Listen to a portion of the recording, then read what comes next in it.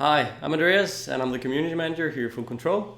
Today I'd like to introduce to you the final countdown update, and we're calling it that because it's simply the final update before we release the game. For this update, Sebastian will share some more information with you about the strategic UI, which has gotten a total overhaul. After that, Roman will run you through energy feature that we've added. We've also added item degradation. And lastly, Roman will talk some more about a morale system that we also added for this update. So enjoy.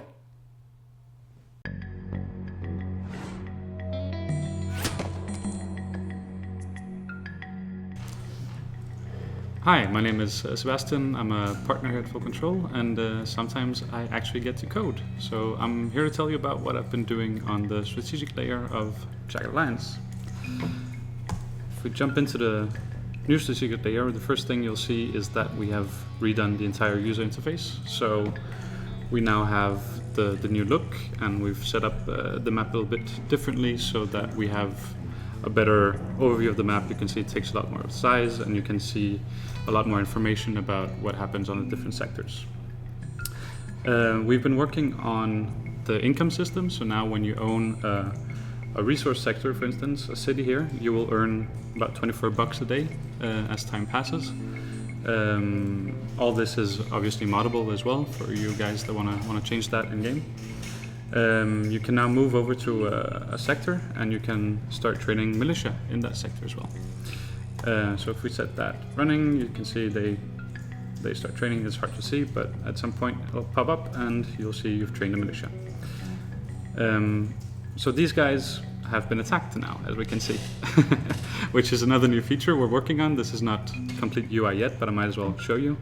So now an enemy has been roaming the map. The whole enemy AI has been made as well, and they will attack your sectors at random. And now they've attacked mine here, and I've got some militia protecting. Clicking play, you can see the battle starts simulating. I'll fast forward to the end, and unfortunately the enemy killed off all our militia, and they took over the sector. However, I was on the sector myself, so now I can go into battle mode with the mercs. I'll skip that for now.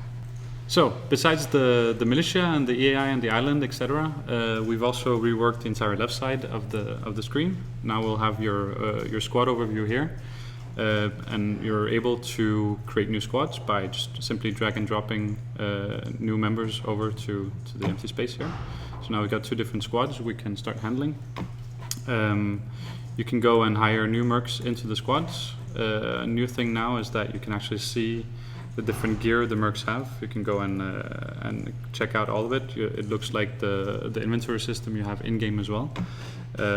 So you actually know what kind of skills and gear you'll get when hiring them. So let's go ahead and hire this guy. So now he popped up into this squad. And since they're on the same sector, we can also go and drag and drop the mercenaries between squads. If they were on different sectors, you wouldn't be able to. They would have to travel instead. The last thing I want to show you is the squad inventory. We can now, by double-clicking on a merc on the squad overview here, we can go and see his entire inventory as you can in-game. What's new here is that you can now start managing the different squads' inventory in the screen as well. So let's say we prefer our secret agent to have the grenade. We can just drag and drop it over to him, and Bob's your uncle, he has your grenade now. You can also transfer items between different squads that are in the same sector. Unless they're on different sectors, then obviously they'll have to transport it or move over to be able to transfer items. A lot more stuff is coming on the strategic layer, but this was a short overview of the rework. Thanks for listening, and enjoy. Hi everyone, my name is Roman. Thank you for watching. I'm going to show you one of the new features in the upcoming update, the energy system. As you can see, I have some mercenaries in battle, and each of these mercenaries has an energy stat indicated by the blue bar. Whenever now I do strenuous action, like sprinting, moving, changing my stance, this energy points will drop, and then something happens. So for instance, if I'm below a certain threshold of energy, then your mercenary becomes out of breath, meaning he cannot aim that much because he's heavily breathing. If I continue doing that, he can even become exhausted, even then lowering his chance to it even more. Or when I push him too far, he'll be unconscious, he'll fall down, won't be able to do any actions because he falls over without any energy left. How do I regain energy? So I can spend some, and then let's see. You can see here I lost some energy. Then end my turn with action points left. I will gain a number of energy points based on how many action points I spared back. So I have to sort of balance between, do I push my soldiers to the maximum, make them sprint across the across the map, or do they actually have to, sometimes maybe it's better to keep them behind cover or lying down so they can regain some of their breath. So it's this kind of balance we're going for with that. Also, if you're entering the interrupt mode, because you're concentrating and looking, you won't regain your energy points while you're in interrupt. So you have to think, do I go into interrupt now, or do I actually don't do it and then regain some of the energy points? So it's a relative volatile system. You lose quickly, you gain quickly, but you have to think about when is a good time to, or when can you go low on energy points. And that would basically mean sprinting 3 times for all the action points or 4 times with all the action points in a row, then you will feel an impact of that. Alright, second thing I want to show you is the repair system or the condition every weapon can have. So whenever I use a weapon, a melee weapon, a ranged weapon, a melee weapon, or an armor, it's going to drop in, its condition is going to drop by use. So when you get hit and you're wearing an armor, then it's going to lose some durability. If you use a weapon, it's going to lose some durability as well. So what does it mean? Every weapon has a range of durability from 0 to 100. If it's at a 0, it's completely broken. If it's at 100, it's in mint condition. You can use it without any penalties.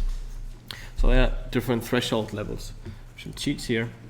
So if my weapon is worn, or its condition is below 59 in this example, then I'll get a penalty to shoot.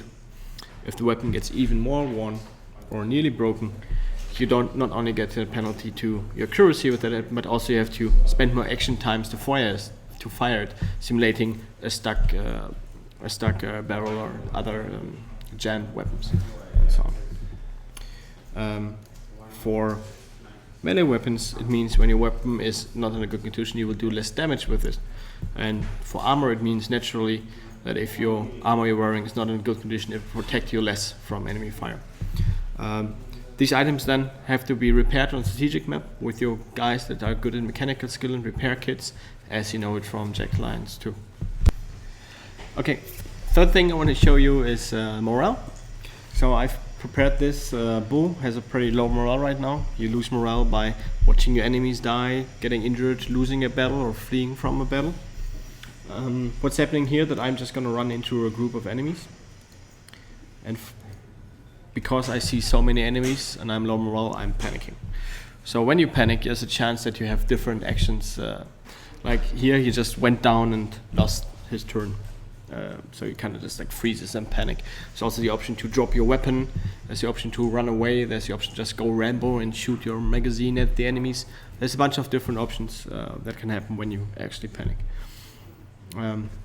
Then of course you can gain morale by shooting enemies, by killing enemies, by succeeding in taking a sector and so forth.